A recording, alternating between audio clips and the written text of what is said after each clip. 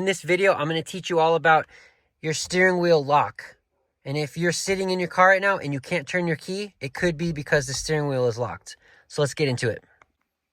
All right, so steering wheel lock is a feature in newer vehicles. It is an anti-theft feature, but it's so basic that thieves know about it, and all it does is confuse the average everyday driver. So here is what the steering wheel lock looks like when you have it on. You'll notice that I cannot turn the steering wheel. It's very stiff. I'm trying to turn it to the right and it doesn't budge. The only movement I can get is a little bit down if I'm pulling to the left.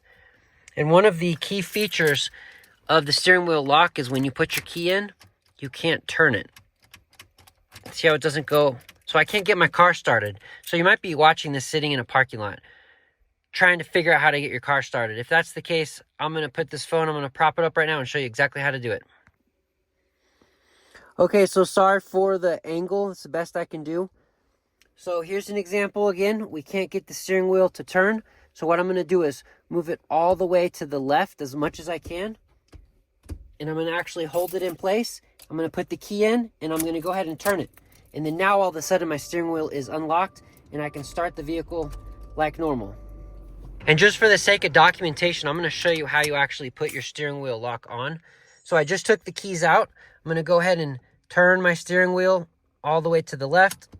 And then now you see it is locked. This happens on accident sometimes to people when they're getting out. They will put their hand on the steering wheel and then stand up and pull the steering wheel down. All right, I hope that video was helpful for you. And I hope you're able to get your steering wheel unlocked and you can continue on with your day. Thank you for watching.